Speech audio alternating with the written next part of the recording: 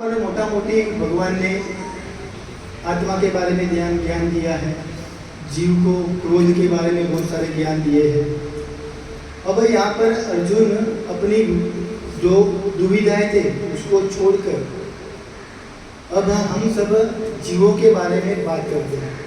अभी यहाँ पर अर्जुन अपनी जिज्ञासा व्यक्त कर रहा है। उसके पहले क्या हुआ था, वो भगवान के साथ आर्ग्यूमेंट कर रहा था कि मुझे युद्ध नहीं करना है, युद्ध करूँगा तो ये हो जाएगा।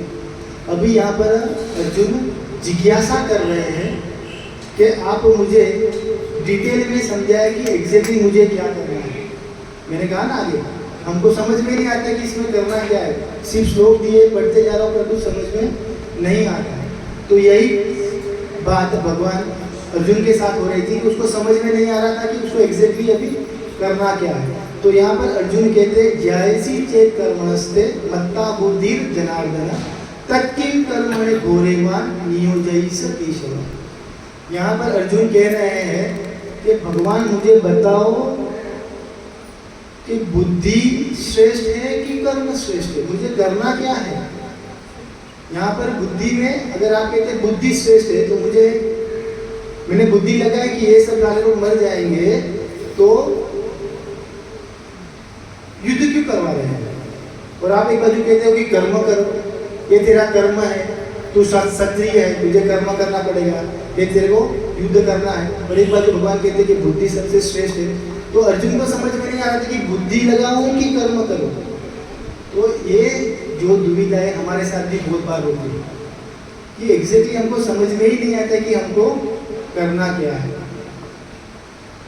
तो भगवान यहाँ पर आगे कहते हैं और हमारे आचार्यों ने यहाँ पर बहुत ही सुंदर तरीके से हमको एग्जैक्टली क्या करना है उसकी बात भी कही है। तो यहाँ पर कहते यद यदा चरति श्रेष्ठ तत्त देवे तरोजन स यत् प्रमाण कुरुते लोकस तरुनु वर्तते। महापुरुषों ने हमारे लिए जो मार्ग बनाए हैं हमको उसी में चलना है। हमको ज़्यादा बुद्धि लगानी ही नहीं है, ना ही कर्म के विषय में ज़्यादा जानने की जरूरत है। हम लोग को समझ में नहीं आता कि एग्जैक्टली करना क्या है, तो हमको सिर्फ उतना करना है कि महापुरुषों ने हमें जो ज्ञान दिया है, हमको जो रास्ता दिखाया है, उस रास्ते पे उनके कहने के अनुसार हमको चलना है। और हमारे लिए सबसे ज़्यादा आदरणीय अगर कोई ज्ञानी व्यक्ति है तो हमारे श्रील प्रभुपाद। श्रील प्रभुपाद ने हम बद्ध जीव भटक ना जाए उसके लिए ही इस इस्कॉन की स्थापना की। इतने सारे मंदिरों का निर्माण हुआ, इतने सारे इस्कॉनों में भगवद गीता का ज्ञान दिया जाता है। और यही बात भगवान कह रहे हैं कि कुछ समझ में नहीं आ रहा है ना, तो जो श्रेष्ठ पुरुष ने किया है वो तो हमको भी इस बात का ध्यान रखना है कि हमको श्रील प्रभुपाद ने जो मार्ग दिया है उस पर हमको चलना है। अभी श्रील प्रभुपाद ने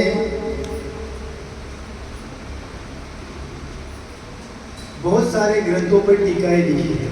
श्रीमद् भागवतम, चरित्रामृत, श्रीमद् भगवद गीता और बहुत सारे छोटे छोटे ग्रंथों का निर्माण किया है। और भगवान श्री भगवद गीता में कहते हैं इमं विवस्वते योगम प्रोक्त वाहन अव्ययम विवस्वान वनमे प्राह मनुरिक्ष्वा क्रवे। भगवान अभी यहाँ पर अमर जो ज्ञान दिया है उस ज्ञान को किसके माध्यम से प्राप्त करना है उसकी बात कर रहे हैं।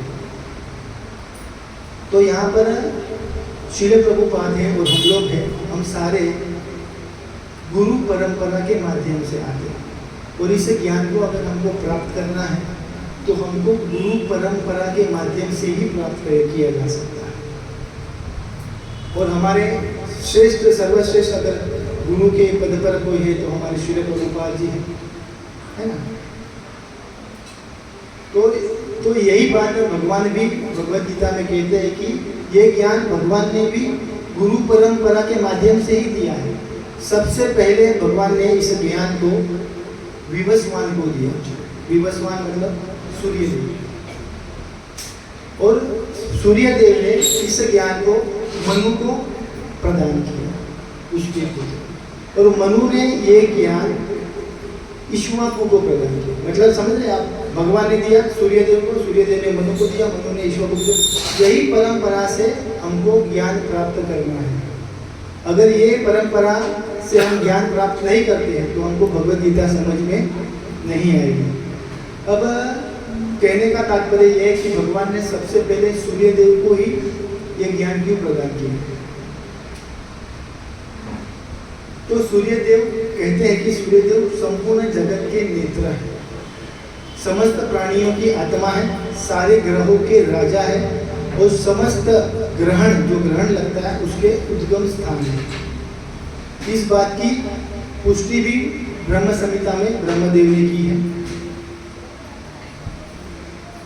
तो सूर्यदेव को इसके लिए भगवान ने इस ज्ञान के लिए अपना प्रथम शिष्य चुना कि सूर्यदेव इस सृष्टि के क्या है, नेत्र है। और यही बात भगवद गीता में भी भगवान कहते हैं अनंत बाहुम शशि सूर्य नेत्र, ये सूर्य और चंद्रमा मेरी नेत्र है।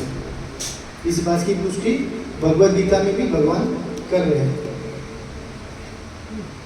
और भगवद गीता में आगे कहते हैं कि ये सारी प्रकृति, भगवान मैंने कहा ना मैं दक्षिण प्रकृति, ये पूरी प्रकृति मेरी अध्यक्षता में ही काम करती है। तो सूर्यदेव भी उसी प्रकृति के एक पार्ट है। तो सूर्यदेव भी भगवान की ही अध्यक्षता में कार्य करते हैं। और इसका सुंदर उदाहरण हमने महाभारत में देखा है कि जब जयद्रथ को मारना था तो सूर्यदेव को किस तरह से भगवान ने इशारा किया और भर दिन में अंधेरा हो गया और जयद्रथ को अर्जुन ने मारा। ये स्टोरी डिटेल में नहीं जाएंगे, समय हो गया। तो कहने का तात्पर्य यह है कि सूर्यदेव भी भगवान की अध्यक्षता में काम करते हैं और भगवान ने उसको इसके लिए ही सूर्यदेव को ही सबसे पहला अपना शिष्य चुना।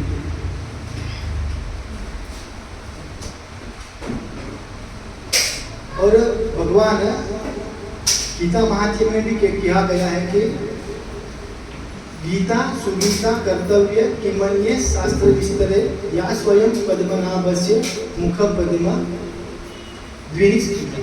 भगवान यहाँ पर कहते हैं कि ये गीता क्या है, भगवान के मुख से गाई गई। अब ये जितने भी जो भी ज्ञान है हमने कहा कि गुरु परंपरा के माध्यम से सुनना है, तो उसकी पुष्टि आगे भगवान कहते हैं कि एवं परंपरा प्राप्त इमं राजर्षयो विदुः सकाले में हमाता योगो नष्ट परंपरा। भगवान यहाँ पर उदाहरण दे रहे हैं कि जितने भी राजा लोग थे, जितने भी विद्वान लोग थे, उन्होंने भी